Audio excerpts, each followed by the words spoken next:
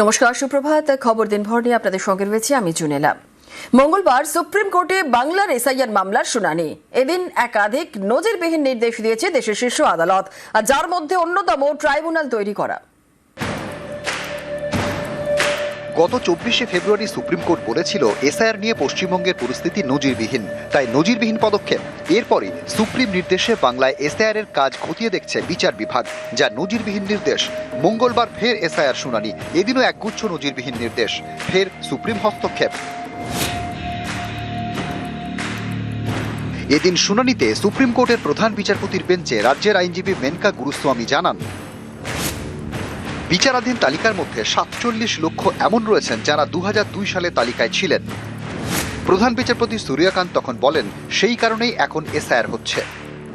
মেনকা গুরুস্বামী বলেন, দয়া করে ম্যাপ ভোটারদের বিপাকে পড়তে দেবেন না।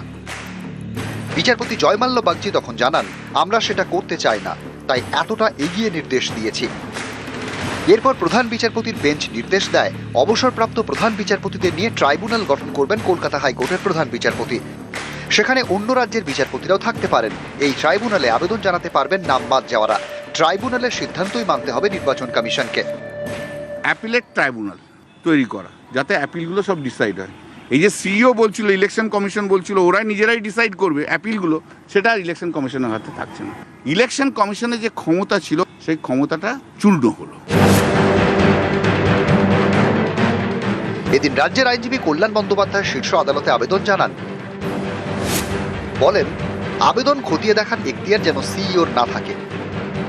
এ নিয়েও এদিন কড়া নির্দেশ দিয়েছে সুপ্রিম কোর্ট। প্রধান বিচারপতির বেঞ্চ জানিয়ে দিয়েছে, কলকাতা হাইকোর্টের প্রধান বিচারপতির অনুমোদন ছাড়া নির্বাচন কমিশন এসআইআর সংক্রান্ত কোনো নির্দেশ দিতে পারবে না। আজকে the honourable chief justice of Calcutta high court উনি একটা ওনার রিপোর্ট পাঠিয়েছেন। সেই রিপোর্টে ইলেকশন কমিশন কোথাও কোথাও ইন্টারফেয়ার করছে। তার জন্য বলে দিয়েছে, 1 নম্বর, ইলেকশন কমিশন এভাবে অর্ডার পাস করতে পারে না two interfere with the adjudication. এদিন সুপ্রিম কোর্ট জানিয়ে দিয়েছে, পশ্চিমবঙ্গে চলা এসআইআরে কলকাতা হাইকোর্টের নির্দেশই চূড়ান্ত। হাইকোর্টের নির্দেশ মানতে হবে নির্বাচন কমিশনকে।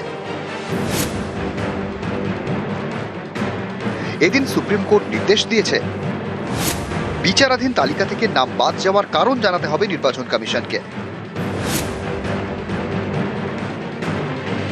প্রথম ভোটার তালিকা অনুযায়ী 60 লক্ষের বেশি নাম বিচারাধীন। সুপ্রিম কোর্টের প্রধান বিচারপতি এদিন জানান, কলকাতা হাইকোর্টের প্রধান বিচারপতি তাকে জানিয়েছেন, বিচারাধীন তালিকায় থাকা 10,16,000-এর নিষ্পত্তি হয়ে গিয়েছে। কল্যাণ বন্দ্যোপাধ্যায় আবেদনে জানান, সাপ্লিমেন্টারি তালিকা যেন প্রকাশ করা হয়। বিচারপতি জয়মাল্য বাগচি বলেন, যেরকম নাম নিষ্পত্তি হবে সেরকম তালিকা প্রকাশ হবে। তখন কমিশনের আইনজীবী জানান, এক্ষেত্রে অনেক মিস ইনফরমেশন আছে।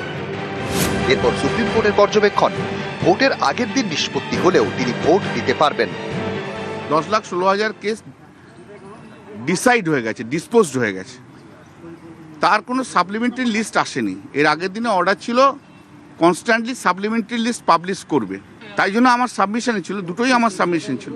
10 লাখ যদি হয় তাহলে সাপ্লিমেন্টারি লিস্ট পাবলিশ করেনি, কারণ সেটাও ইলেকশন কমিশনকে জিজ্ঞেস করেছে, তারও উত্তর কিছু দিতে পারেনি। তাই জন্য কোর্ট বলেছে ইমিডিয়েটলি, আমাদের বলেছে to approach the high court, look into the matter and pass his direction, and that directions will be followed by the election commission. News 18 Bangla.